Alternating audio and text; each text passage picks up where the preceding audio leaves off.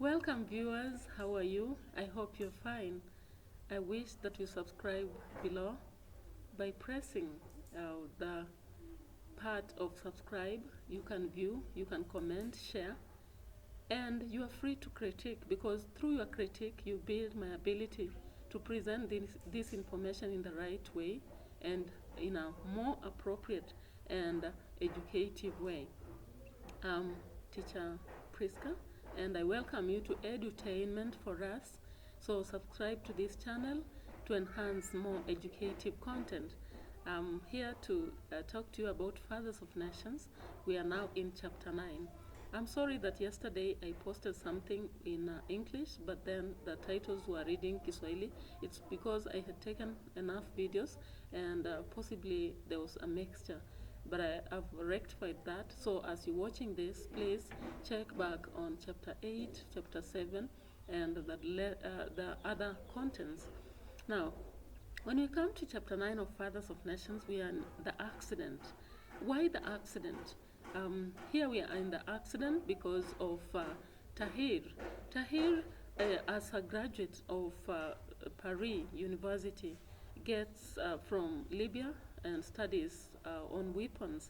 And once he has pursued weapon development, he comes back to his country optimistic that he's going to ensure his country makes enough weapons to make it strong.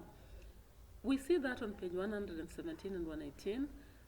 Then the president indeed makes sure that there is a group that or a company that comes up with the weaponry development, and that is called the Feast of Allah.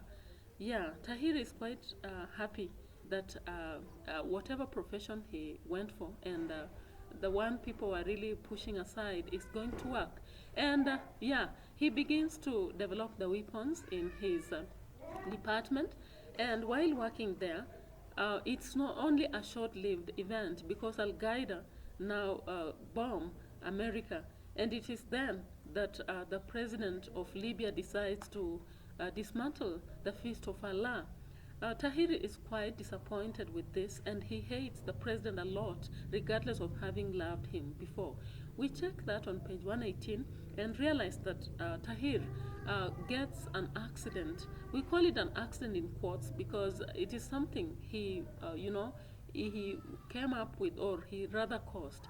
Why did he cause it? He slapped a junior female, Miss Mahmoud Rahma, whom he was in love with, and she rejected him over going for a date for a soup somewhere. And when she rejected, he finds her uncovering the headscarf and decides to slap. And in the in the intuition, or rather in a situation where Miss Mahmoud reacts, she leaves an eye opener that flies into his eye and slits it open. Now, in defense, Tahir takes Rahima to court, and in court, using the Arabic law, they decide that Miss Mahmoud has to lose an eye through an operation. That happens, but does it give Tahir happiness? No. He is rather disappointed and has to relocate to Benghazi, where he stays lonely until he meets Agda. Now, if you look at this chapter, we have variety of themes. The first themes you'll meet is injustice. Why injustice? Engineer Tahir attacks Miss Mahmoud. As readers, we understand why he slapped her. He slapped her because of revenge over having rejected him. But when he goes to court, what does he say? He says that he did to protect the Libyan law, culture, whereby women are not supposed to remove their veils, especially during a week where they were really defending the culture. Now, it happens on page 122 that actually Miss Mahmoud faces injustice and loses her eye. In the eye for an eye and tooth for a tooth, Hammurabic verdict. We have also male chauvinism. Why male chauvinism? We see that Tahir is a male chauvinist.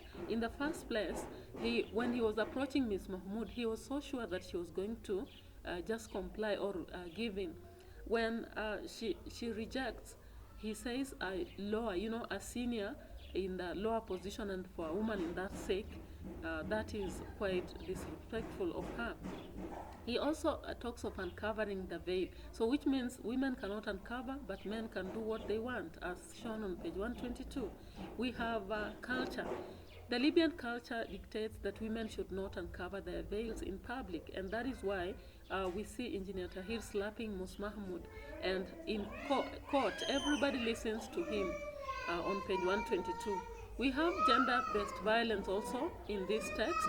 Gender-based violence comes in the case where Ms. Mahmoud has rejected the advances, and when she rejects the advances, she is beaten by Tahir on page 121. We also see that there is pain, suffering, and disillusionment in this text. Engineer Tahir was determined to build real weapons, and that is why he went to study for weaponry development. And when he comes back and there is Al-Qaeda attack just when the Feast of Allah is going on and it's closed down by the president, he quite abhors the president and does not like him at all. He hates everything around him, and that is why he relocates to Benghazi and lives a lonely life. We also see that after his loss of the eye in an accident, in quotes, he feels that this artificial feeling does not really fill the void space and does not make him satisfied. So instead, he rejects everybody. He does not even listen to his friends. Now he goes to Benghazi, as shown on page 125. Now, when we come to character and characterization, what do we see? We meet Engineer Tahir, who is very proud. Why is he proud? He's full of pride. Even when he's going to approach Rahima, he feels that it can be too polite if he speaks in a certain way. It can be humiliating. And when she says no, he's exactly humiliated, as shown on page 121. Before he approaches Rahima, he is thinking of what happens if he's let down. He's so proud that he says that he can endure any indignity, but not from a junior colleague, as shown on page 119. He's deceitful too, because when he goes to court and there is a verdict that has to be, given, he claims that he was protecting the Libyan culture. In actual sense, we know that he was not. He was just being selfish and trying to retaliate on Rahima for rejecting him. We also see that he's patriotic. He comes back to Libya after studies and focuses on developing his country in terms of weaponry. He also joins the Feast of Allah and works so much. And even after he loses an eye, he says he can lose another just to protect the Libyan culture. He's a male chauvinist, as shown in the theme of male chauvinism. He's knowledgeable because he's aware of the history of Libya. And in this chapter, he explains to the stranger what exactly happened in Libya before and currently. He is also brutal because he slaps Rahma and also ensures that she loses an eye, regardless of knowing that he is the cause of all this. Rahma is assertive. She does not just take the slap from Tahir lying down. She slaps back. Not really slapping back, but letting the letter opener fly and get into his eye. Though it's a bad way of reacting, but that is it. We also have the language and stylistic devices in this chapter. The first is dialogue. We meet dialogue when Engineer Tahir talks to Ms. Mohammed.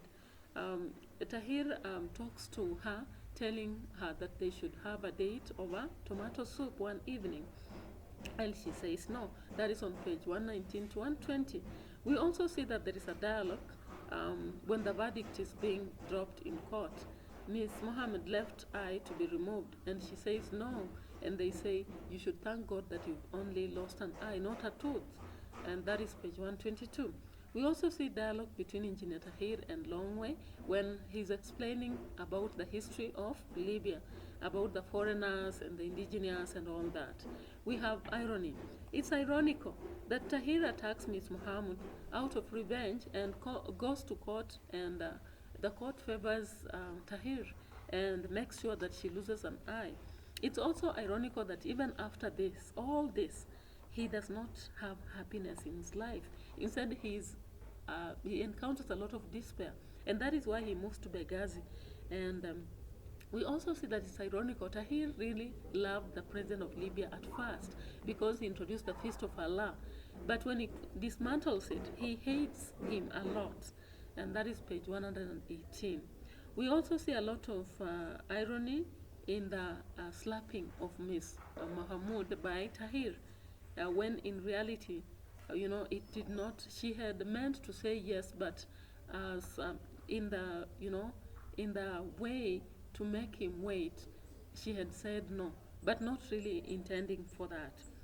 We have imagery and figurative language in this text, a vivid description that gives us exactly how Miss Mahmoud was. We are told that she was beautiful with big everything, a big smile, big eyes, and everything really on page 119. We are also told that her big smile were the big teeth, the white and big gums, and they were purple on page 120. We understand that the author describes how the letter opener swung and landed in the eye of Tahir. We have symbolism. Miss Mahmoud, the name Rahma is symbolic. It means the Arabic, very kind. We are told that by the author, page 119. We have hyperbole. We are told that the president of Libya at first was seen by Tahir as a man of steel, the guts who had the guts of steel. We also see that Miss Muhammad is described as being quite big smile, big eyes, big everything really, and very kind, page 120.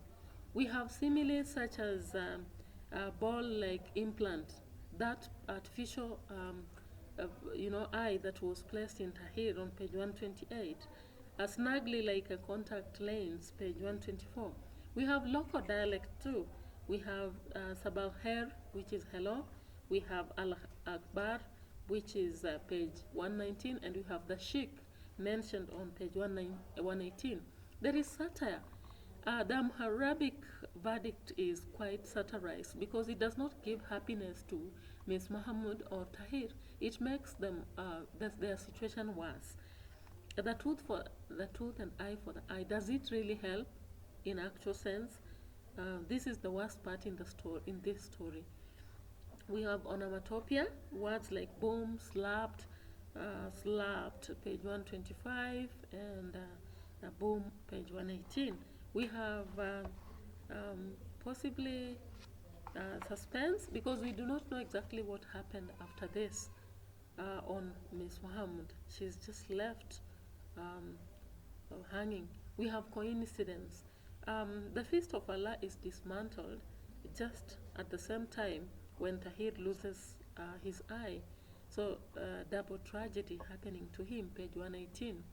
Tahir gets an opportunity to use Heritage Week as an excuse to assault Miss Mahmoud in pretense that she had violated the Libyan culture. As you look at page 121, you will see this. So it happens that it is in favor of Tahir if we have to consider this. Yeah, so I believe that you've learned a lot from chapter 9.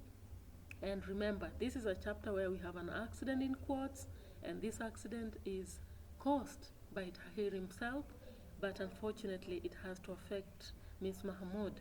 And this is a satirical part where we do not quite see the value of this verdict. Bye bye for now. Let's meet in the next discussion for chapter 10.